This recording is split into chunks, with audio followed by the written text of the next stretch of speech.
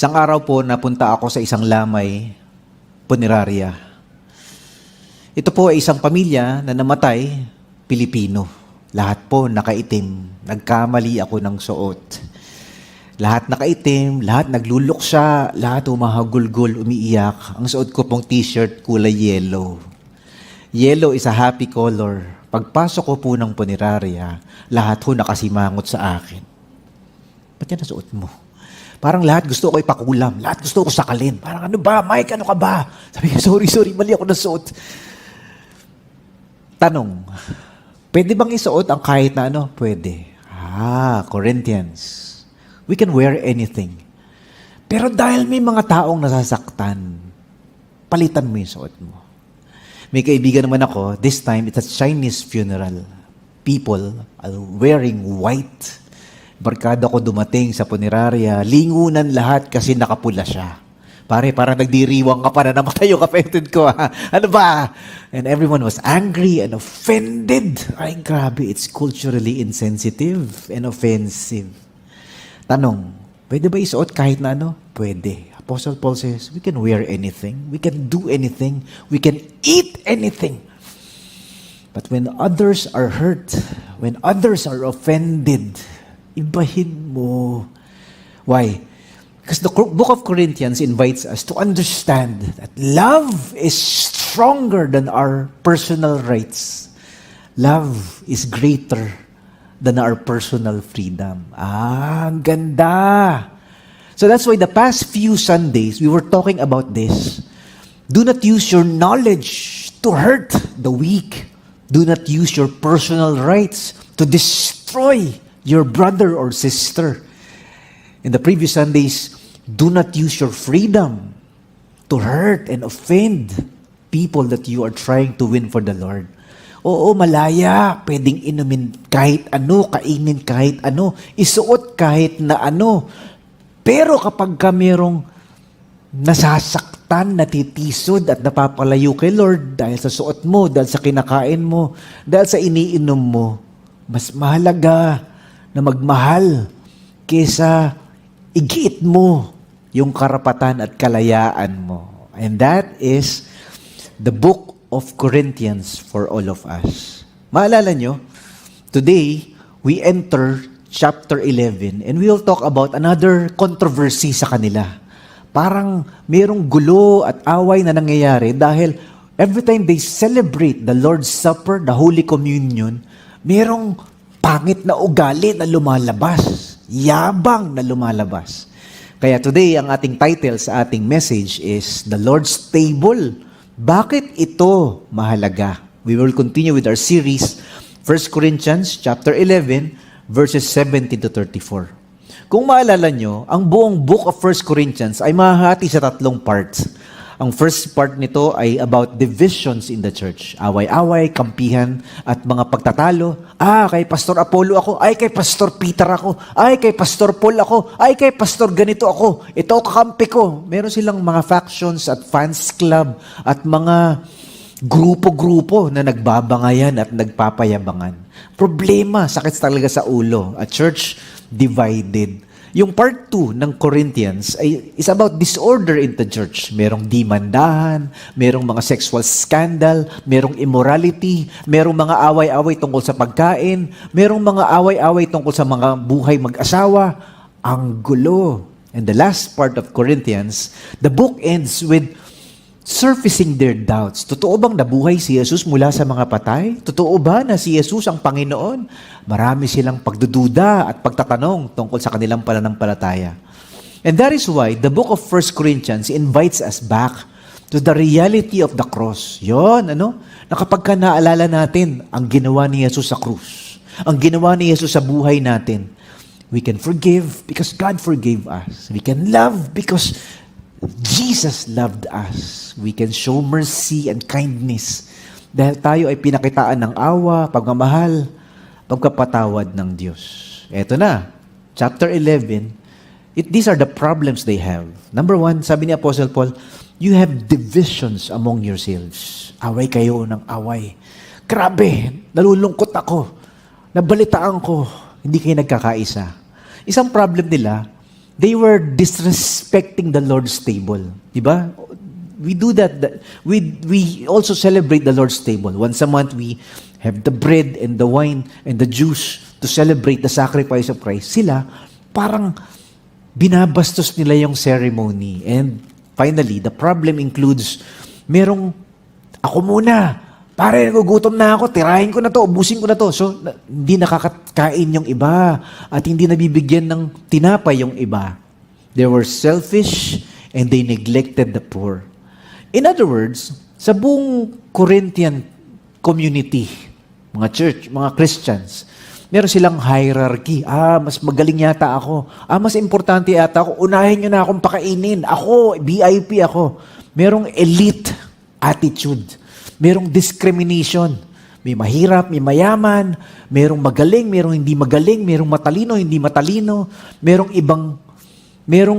They discriminate someone because of their ethnicity or their economic status or their educational attainment.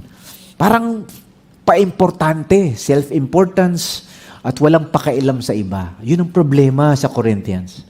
And that's why the Apostle Paul brings them back to what the Lord's table really meant. Ano ba talaga ang kahulugan ng hapunan ng Panginoon, ng hapag ng Panginoon, the Lord's table, the Last Supper. So today we'll talk about this. The Lord's table is significant for believers because it reminds us to celebrate our salvation, appreciate our Savior's sacrifice, ang ginawa ng Panginoon para sa inyo, examine our own soul, share God's love to people, and anticipate the second coming of Christ. So we will have 5 beautiful reminders today. Ano nga bang kahalagahan ng banal na hapunan? How should Christians value the significance of the Lord's table? Number 1, we look back at how salvation happened. Number 2, we look up to our Savior and His sacrifice for us. And number 3, we look within our soul to examine our life. And number 4, look around to share God's love with people. And number 5, look forward to the second coming of Christ. Ang ganda, ano? So, ibig sabihin, itong binabanggit ni Apostle Paul sa part na to ng Corinthians, we look to the past, we look to the present, and we look forward to the future. Kumbaga, ang buhay talaga natin ay nakasalalay sa ginawa ng Diyos noon, sa ginagawa ng Diyos sa kasalukuyan, at sa gagawin ng Diyos bukas. And that is the Christian hope. Simulan natin. How should Christians value the significance of the Lord's table? Number 1, sabi ni Apostle Paul, we look back at how salvation happened. Ang ating pagbabalik tanaw sa pagliligtas ng Diyos noon. Ayan, ano? Bawat buhay natin, merong tayong dapat binabalikan. Ito yung ginawa ng Diyos. Paano niligtas ang kanyang mga mahal? In other words, the Lord's table enables us to look back in history. Alam niyo ba, na ang Panginoong Jesus, nung siya ay tatraydorin na, siya ay mamamatay na, ginather niya yung kanyang mga alagad. Last supper ko na. So masaya sila, meron silang dinner time, meron silang pagsasalo-salo, pero malungkot din kasi nagpapaalam si Jesus. Huling dinner ko na sa inyo. Goodbye na to. Papatayin ako, tatraydorin ako, paparusahan ako. So they were confused. Ano ba? Goodbye na ni Jesus, pero last supper na natin. Alam niyo ba yung dinner na yon? That's Last Supper was tinapat ni Jesus sa isang piyesta. The Jews have a festival. Once a year, they celebrate what they call the Feast of the Passover. Ang piyesta ng Pasko. Or, in other words, tawag din nila dito is the Feast of the Unleavened Bread. Ito yung panahon, inaalala ng buong Israel, yung ginawa ng Diyos sa Exodus, yung ginawa ng Diyos sa Egypt, when Moses, used by God to set the Israelites free from the captivity of slavery in Egypt. Pinalaya sila sa pagiging alipin sa Ehipto. Ang ganda pala ng piyestang ito, ha? This is the Feast of the Passover. They celebrate this until today. Ang Israel, meron silang ganong piyesta. Tinapat ni Jesus sa araw ng piyesta ng Passover yung kanyang Last Supper. Why? Because there's a significance. Kasi itong last Passover na to, for every year, they celebrate the sacrifice of animals, the blood of the lamb, the that rescued them. This time, the Last Supper is about us Christians celebrating the blood of Jesus that rescued us. Kaya nga sabi sa Exodus chapter 12 verse 14, this Passover is a day you are to commemorate. For generations to come, you shall celebrate it as a festival to the Lord, a lasting ordinance. Yan ang bansang Israel. Piyesta talaga yan. Woohoo! Pinalaya tayo ng Diyos. Alalahanin nyo ang araw na ito, dapat itong i-celebrate bilang piyesta para sa akin sa lahat ng generations, sabi ni Lord. Forever nyo na itong gagawin. So naalala nyo, kaya sila nagpe-piyesta kasi nung nasa Egypt sila, merong pinadala ang Diyos na 10 salot, the 10 plagues that tormented the nation of Egypt. Ayaw nyong palayain yung mga alipin. Ayaw nyong palayain yung mga Israelita. The Lord sent 10 plagues. The last plague, yung pang-10 salot, is about the angel of death. And this was the instruction. The angel of death will come and will kill all the firstborn, lahat ng panganay, mamamatay, of any age. But those houses na mayroong nilagay na dugo ng tupa sa kanilang mga pinto ay hindi dadaanan. The angel of death will pass over the house where there is a blood of the lamb on the doorpost. Ang ganda, no? Wow! So yung mga Jews, they killed lambs. They slaughtered lots of sheep and they placed the blood on their doorposts. Pero yung mga Egyptians, hindi. Namatay yung kanilang mga anak na panganay at yung mga bansang Israel, they were rescued. And so that was the last straw that broke the camel's back. Pharaoh, the following day, let the Israelites go and be free from slavery. And so until today, the people of Israel, they're celebrating that night. They call it the Passover. Tinapat ni Jesus, Last Supper na, we will break the bread, drink the wine. I am the Passover lamb. Every year, the Jews will sacrifice animals. The blood will forgive their sins. But Jesus is now telling them, I am now the final sacrifice. I am the final sheep. My blood was shed for all. Ang ganda, the parallelism. Sabi ni Jesus, sabi ni Apostle Paul sa 1 Corinthians 11, 23 to 26, for this is what the Lord himself has said about this table. And I have passed it on to you before, that on the night when Judas betrayed him, the Lord Jesus took bread, and when he had given thanks to God for it, he broke it and gave it to his disciples and said, take this and eat. This is my body, which was given for you. Do this in remembrance of me. Tinanggap ko mula sa Panginoon ang teaching na ito na pinapasa ko sa inyo. Nang gabing tinraidor ang Panginoong Jesus, kumuha siya ng tinapay, nagpasalamat sa Diyos, pinagpiraperisa niya ito. Sa kanya sinabi, ito ang katawan ko na para sa inyo. Gawin niyo ito para maalala niyo ako. In the same way, he took the cup of wine, after supper, saying, this cup is the new agreement between God and you, and that has been established and set in motion by my blood. The bread and the cup. Do this in remembrance of me whenever you drink it. For every time you eat this bread and drink this cup, you are retelling the message of the Lord's death, that He has died for you. Do this until He comes again. It's beautiful, Ganon din pagkatapos ng hapunan, kumuha siya ng baso at sinabi, ito ang dugo ko, dahil dito meron ng bagong kasunduan ang Diyos sa inyo. Pag ininom nyo ito, gawin nyo to para maalala nyo ako. Kasi every time nakakainin nyo ang tinapay na ito at iinumin nyo ang sa basong ito, sinasabi nyong totoo ang kamatayan ng Panginoon hanggang sa pagbabalik niya. So there's a parallelism between two events. The event in Egypt, niligtas tayo ni Lord because of the blood of lambs. Thousands of lambs were slaughtered on that night. Ang dami sigurong patay na mga tupa, Pero yun ang simbolo ng kanilang kaligtasan mula sa pagkaalipin.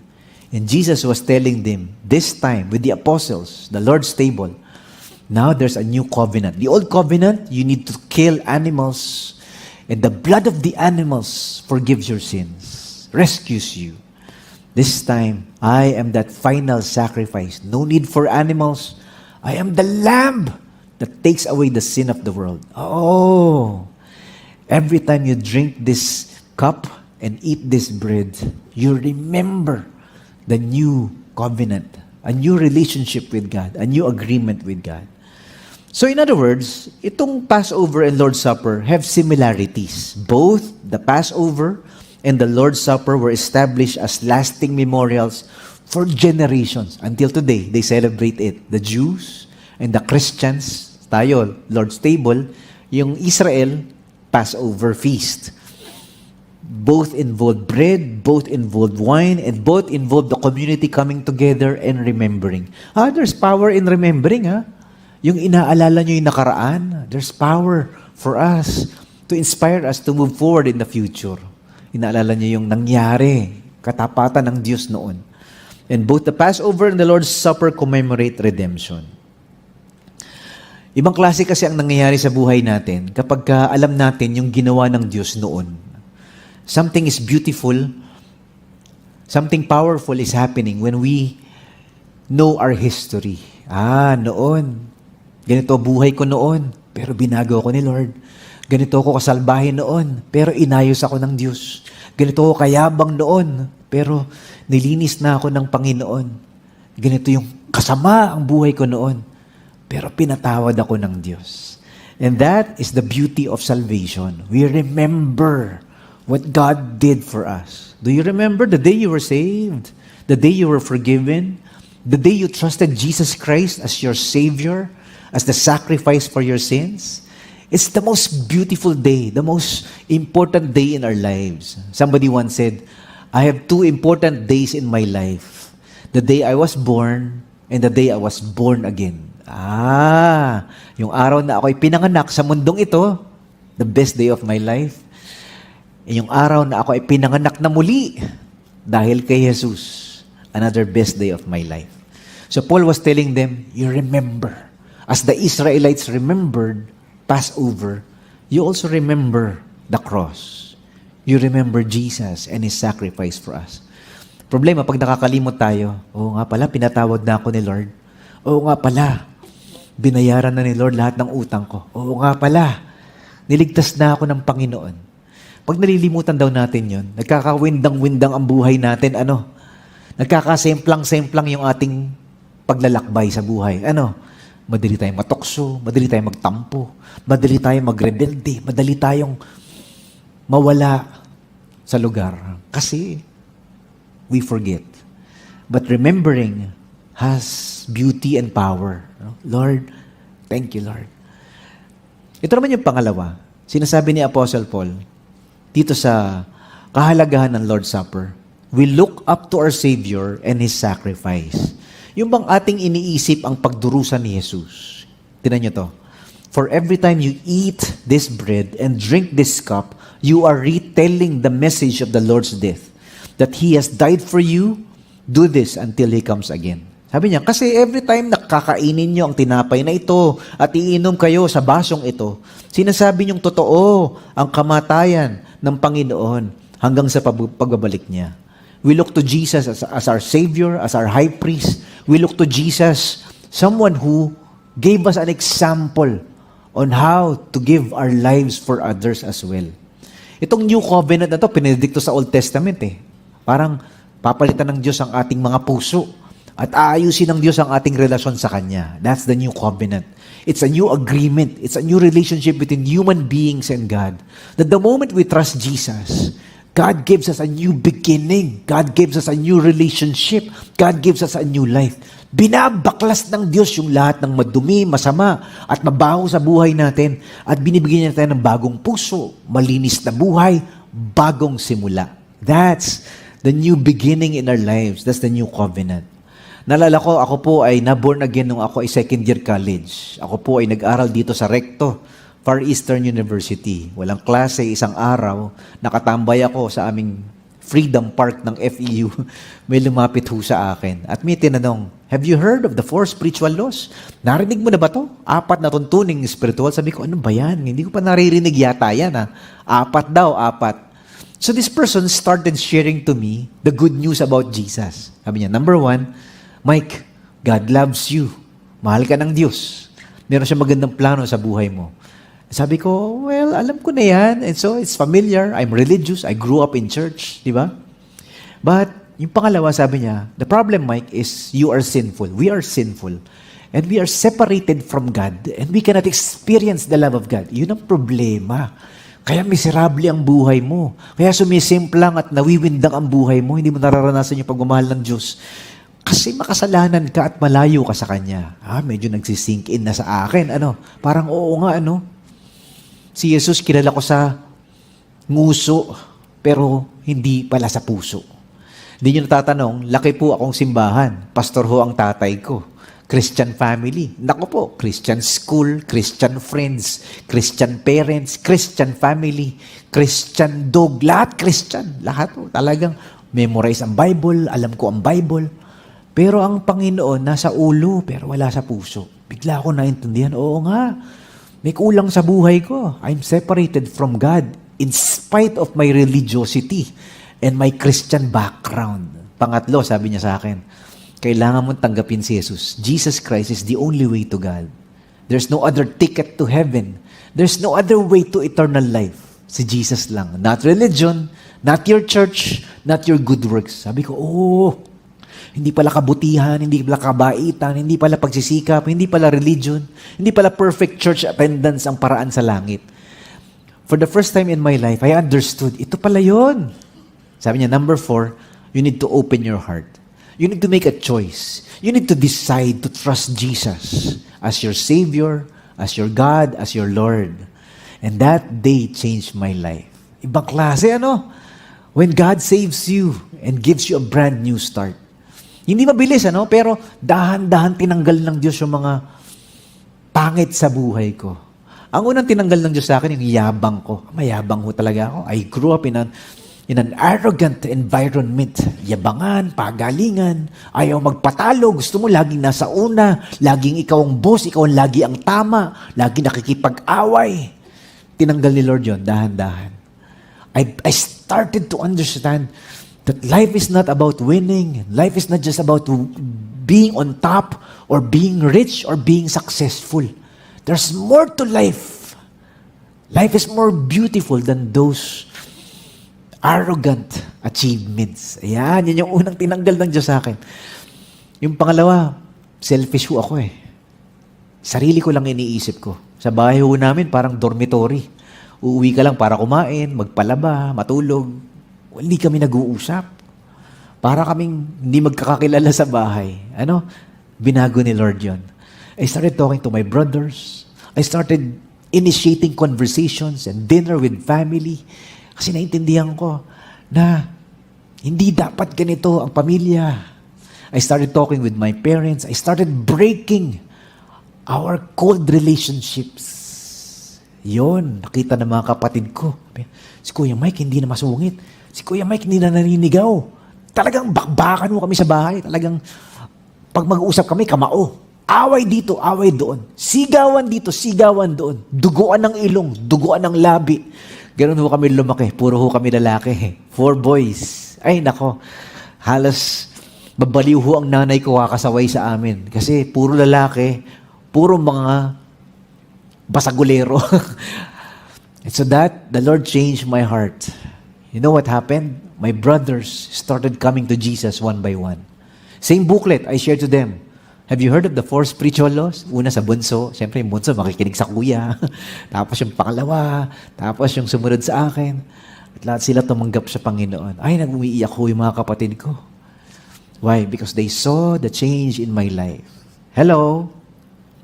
Pag nakikita si Jesus sa buhay natin, we become good news. And when we become good news, then we can share the good news.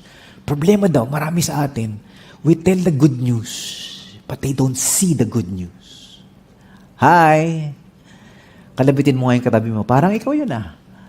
Diba? Dapat daw makita sa buhay natin yung pagbabagong ginawa ni Jesus sa buhay natin. And that is so powerful when we remember the Christ who saved us. Yung sinasabi ni Apostle Paul, the Lord's table, itong Holy Communion na to, no? Hindi dapat yung sarili mo lang iniisip mo. Yun ang problema sa Corinth. They were really looking at, ako muna, ako mauna, ako mas mahalaga. Gutom na ako eh. Sabi ni Apostle Paul, wala ba kayong pagkain sa bahay? Dito sa simbahan, isipin niyo yung iba, hindi lang yung sarili niyong tiyan. Which brings us to number 3. Sabi niya, look within your soul to examine our lives. Ating hilingin ang pagsasaayos ng ating buhay. Kumbaga, sabi ni Apostle Paul, igalang ninyo ang Lord's table. Tingnan niyo muna kung ayos ba ang inyong sarili bago kayo kumain, bago kayo uminom sa baso at kumain ng tinapay. Kasi sinasabi niya, you discriminate the poor. You don't care for others. Sarili niyo lang iniisip ninyo. Yun ang problema. This is so Greek culture, Kasi meron silang pataasan talaga. Ito yung sabi ni Apostle Paul. So, if anyone eats this bread and drinks from this cup of the Lord in an unworthy manner, he is guilty of sin against the body and the blood of the Lord. That is why a man should examine himself carefully before eating the bread and drinking from the cup. Parang ang Diyos, nagtatampo siya at nagagalit siya, nalulungkot siya kapag hindi natin ginagalang yung pag-alala sa kanyang ginawa sa atin. When we remember the sacrifice and the love of Jesus for us through the communion, we should also think on how we can love and sacrifice for others. Yung sinasabi niya, examine yourself. Ano ba? Hindi puro panlabas lang na religious activity. Sabi niya, kaya kung merong sa inyong kumakain ng tinapay o umiinom sa baso ng Panginoon sa paraang hindi dapat, nagkakasala siya. Hindi niya nirerespeto ang katawan at dugo ng Panginoon. Kaya i-check nyo munang mabuti ang mga sarili nyo. Kaya saka nyo kainin ang tinapay at inumin ang nasa baso. Diba? And then he went on, he said, for if he eats the bread and drinks from the cup unworthily, not thinking about the body of Christ and what it means, he is eating and drinking God's judgment. Merong pagpapalo ang Diyos kapag hindi natin ginagalang yung Lord's table. For he is trifling with the death of Christ. Kasi kung hindi nyo kinikilala ang kahalagahan ng katawan ng Panginoon, pag kinakain nyo ang tinapay at iniinom ang nasa baso, para nyo na rin kinakain at iniinom ang parusa ng Diyos sa inyo. May warning si Paul dito, Sabi niya, kailangan naintindihan nyo yung ibig sabihin ng Lord's table. It means we remember what God did for us. And we also understand what we can do for others. Hindi lang puro sarili mo ang iniisip mo, basta saved na ako, basta ligtas na ako, basta pinatawad na ako, wala na akong pakialam sa inyo. Kanya-kanya na to. Hindi pala pwedeng ganon. Apostle Paul is saying, you are eating the bread and drinking from the cup in an unworthy manner. Hindi ka nagmamahal eh. Oo nga, malaya ka na. Oo nga, pinatawad ka na. Pero hindi ka marunong magmahal. You are participating in an unworthy manner. Kasi ang Diyos daw, hindi lang nakatingin sa panlabas na pagsamba, external worship. It doesn't matter to God. What matters to God is our internal worship. Ang Diyos hindi nakatingin sa, thank you Lord, umiiyak-iyak ka pa, ang ganda ng boses mo, sumasayaw-sayaw ka pa. Ang nakatingin daw ang Lord sa puso. Kaya magkakaiba tayo ng worship eh. Okay lang sa Panginoon, iba-iba tayo ng uri ng pagsamba. Merong maingay, woohoo! Meron tahimik lang, thank you Lord, thank you Lord. God looks at the heart, not on our external appearances. Alam niyo ba yon? Merong Joy to the World worship. Yes! Pinatawad ako ni Lord! Meron ding Silent Night worship. Thank you, Lord. Praise God. Tahimik lang. Minsan nag-aaway yan. Mapalapak yung isa. Ba't di ka pumapalakpak? Ano ka ba? Nasa punerarya ka ba? Yung isa naman, ingay naman nito. Nasa concert ka ba? Nasa simbahan ka? So, parang nag-aaway, nagtatalo, nagko-compare, nagyayabangan. Mas magaling yata kami mag-worship, maingay kami. Hindi, mas okay kaya mag-worship kasi tahimik lang kami. Parehong gusto ni Lord yon, parehong okay kay Lord yon. Ang tinitingnan talaga ni Lord is yung puso. Kasi, lakas mo nga mag-worship, Yabang-yabang naman ang puso. Ayaw din ni Lord. Oo nga, solemn ang worship mo. Mukha kang banal tignan. Pero ang sungit naman ang puso. Ang hinahanap ni Lord, yung pusong nagmamahal sa Kanya at nagmamahal sa iba. And that is the meaning of the Lord's table. God values our motives more than our external behavior. God understands that our heart is more important than our external sacrifices. O sinabi ni Jesus ito Sabi niya, nag-aalay ka sa temple. Meron kang offering kay Lord. Or meron kang worship or service. Hindi pala kayo nagkakasundo ng kapatid mo. Iwan mo muna. Makipagkasundo ka muna.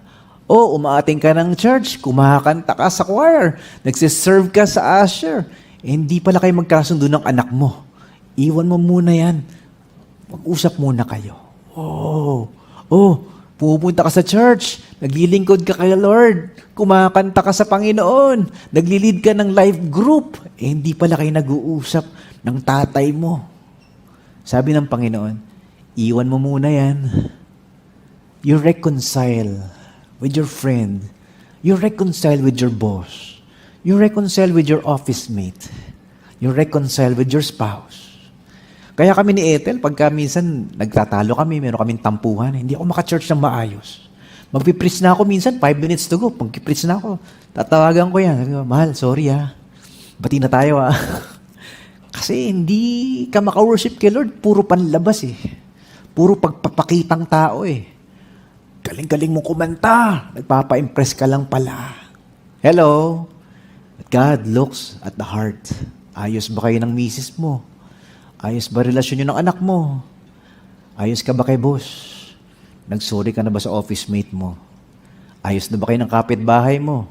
Ayan. And that is the heart of worship when the love of God overflows to the people around us. Kaya which brings us to point number 4. Ang ganda nito. Apostle Paul invites us to look around to share God's love with people. Yung ating uunahin ang pagmamahalan sa isa't isa. Yung kasi ang problema sa Corinthian church. Ang tatalino nila, mahalaga sa kanilang kalayaan at karapatan, pero hindi sila marunong magmahal. Apostle Paul says, so, dear brothers, when you gather for the Lord's Supper, the communion service, wait for each other. Mag-antayan kayo. Kaya nga mga kapatid, pag nagsama-sama kayo para kumain, maghintayan kayo. Waiting for one another shows respect, shows consideration, it also shows love for others. Ibig sabihin, hindi lang sarili mo iniisip mo. Merong hierarchy. Merong very important persons. Inuuna yung mayayaman, inuuna yung mga sikat, inuuna muna yung mga importante. Tapos sabi ni Apostle Paul, yung mahirap, yung ordinaryo, hindi nakakakain. Ano ba yan? Mag-antayan kayo. No more VIPs because of Jesus. No more discrimination because of the cross. Hello? Ibang klase And that's very Filipino as well. Tayo mga Pilipino, di ba? Ibang pagkain ng kasambahay, ibang pagkain ni boss, ibang pagkain ng employer, ibang pagkain ng empleyado. Iba! And that's very Asian. Culture yun Kumbaga, pag inaaya ka ng boss mo, kain na, sabay-sabay na tayo. Hindi, okay lang ako, kahit nagugutom ka na, kahit duling na, at nahihilo ka na, okay lang po ako. Kakain ko lang po. Kasi awkward sumabay ng pagkain sa hindi mo kabaro, sa hindi mo ka-level, sa hindi mo kaano-ano. But the Apostle Paul is breaking that. Because of Jesus, there are no more slaves or free. There's no more boss or employee. There's no more Greek or Jew. There's no more rich or poor. There's no more male or female. We are all one in Jesus Christ. And that is what the Lord's table is breaking. Huwag yung sarili mo iisipin mo. Wala nang BIP. Wala nang discrimination. Walang mahirap, walang mayaman. Lahat tayo mahal ni Jesus. Lahat tayo binayaran ni Jesus. That's why Jesus says, they will know you are my disciples. Not because you have good theology, yes, but that is very important. Not because you have good worship, but that is also very important. They will know you are my followers. Not because you have good ministry, that is also important. Jesus said, they will know you belong to me. The world will know that you are Christians. When you love one another.